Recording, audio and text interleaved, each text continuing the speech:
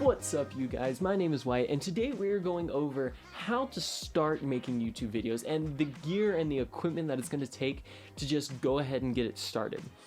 Alright, well, let's just get into it. Okay, so there's going to be four main things that you're going to need when making videos at all. You're going to need a camera first, you're going to need lighting, audio, and some sort of software. Alright, let's just get it over with. The most expensive thing you're going to buy is going to be a camera. Disclaimer, you can just use, something that all of us have in our pockets, just a cell phone, but you're not going to get the same amount of quality out of one of these than you would out of like an actual camera. They're great tools, and a lot of the shots of my camera were taken on my phone, so you can use them. They just have different properties, and they just look different, and you can tell what was shot on a phone versus what was shot on a real camera. The camera that I use is a Canon M50. I use the Canon M50 mostly because it just had everything that I needed it to have. I'm mostly a photographer more than I am videos like this, Instagram. Go follow me on Instagram. But there are plenty of options for cameras out there. Canon, Sony, Nikon, Fuji, lots of places, lots of people, lots of companies are coming out with new cameras that keep getting cheaper and cheaper. You don't have to have just a Canon camera. You don't have to have just a Sony camera. Personally, I shoot on Canon because of its color science. I'm colorblind, so I can't see colors. I can see colors, but I can't see them like true colors. And everything I see says Canon has really good color science, so I'd rather just trust Canon's color science than have to like go back in and fix colors. So I shoot Canon. I will probably always shoot Canon because of their color science. There's people that vouch for Sony and that would always go for Sony cameras, but I'm a Canon shooter. You can be a Sony shooter. I don't really care. With whatever camera you get, you're going to need to get the basic necessities to keep the camera up and running and just functioning. So, like a lens cleaning kit. I needed a bag to carry it in. I didn't have a bag for the longest time. I just needed something to carry it in. You're going to need batteries, ways to charge it. I will always use a tripod. All the people that say you don't need a tripod, I don't understand, because a tripod is a very vital part of my setup, trying to be a solo filmmaker. It's just hard to do anything when you're just trying to stack up books or whatever. Even a $20 tripod from Walmart is going to be better than nothing. I would say go ahead and get a tripod when you get a camera. And there's tons of kits that you can actually buy on Amazon that has all of this stuff already in them.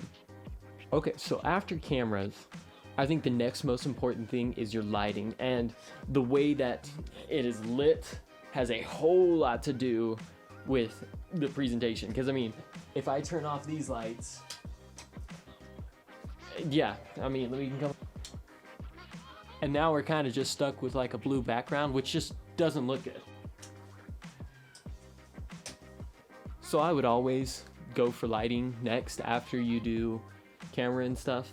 This lighting is actually really, really cheap. I just went to Walmart and I got little $6 lamps. They're LED lamps. They're LEDs, so they don't get hot. And I just put plastic bags over them so that I can soften them up, so that way you can't see like all the little veins and pores and every little detail in my face, because I don't want people seeing every detail in my face. There are definitely people that can see every detail. I am definitely not one of them.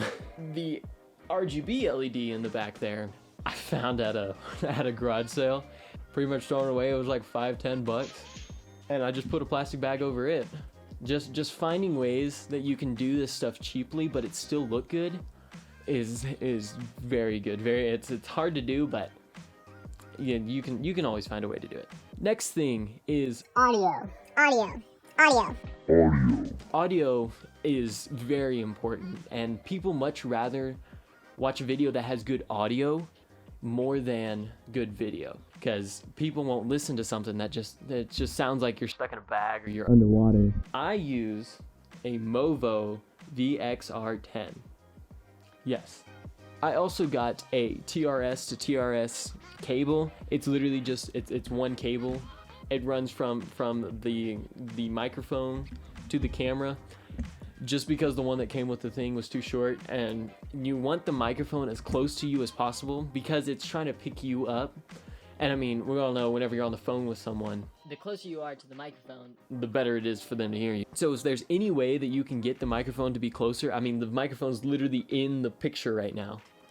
If you can get it closer to you, it's always better, just because the way sound works. The best way to explain that. There are definitely microphones that you don't have to do that with, that are condenser microphones. These are all dynamic mics. If you really care about the difference in mics and the actual technical, I'm sure that there are always videos on dynamic versus compressor mics. Finally, the last thing you're going to need is some sort of software to actually edit all of these videos on.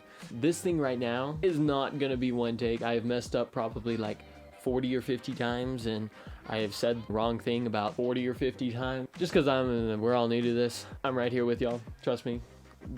I'm looking at my notes on an iPad right now. Free one is HitFilm Express. I mean, more free ones. iMovie, if you really wanted to. It's pretty limited, but I mean, if you wanted to, you could use iMovie. You can use Adobe Premiere Pro, Final Cut Pro, Final Cut 10, all of the Mac Final Cut stuff. I'm not a Mac user. I have no idea about any of that stuff. I use Resolve. It's just the easiest, cheapest, simplest.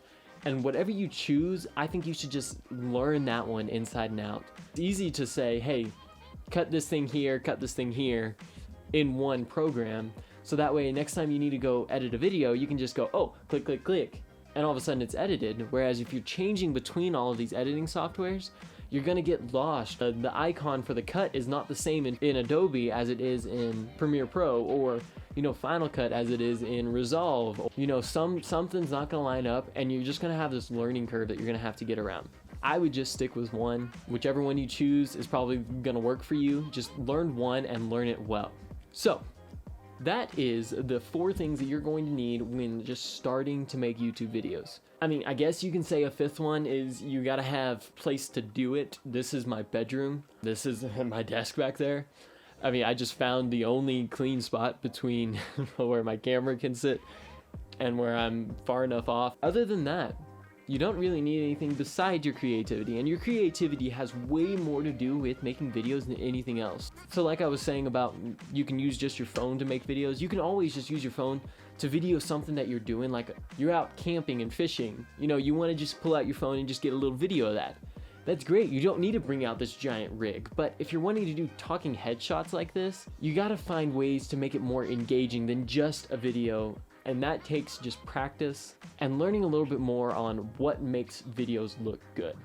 Alright, so that is it for this video. If you liked it, give it a thumbs up. If you didn't, oh well. If you have any questions, any comments, things that you want to see, things you don't want to see, leave it down in the comments below.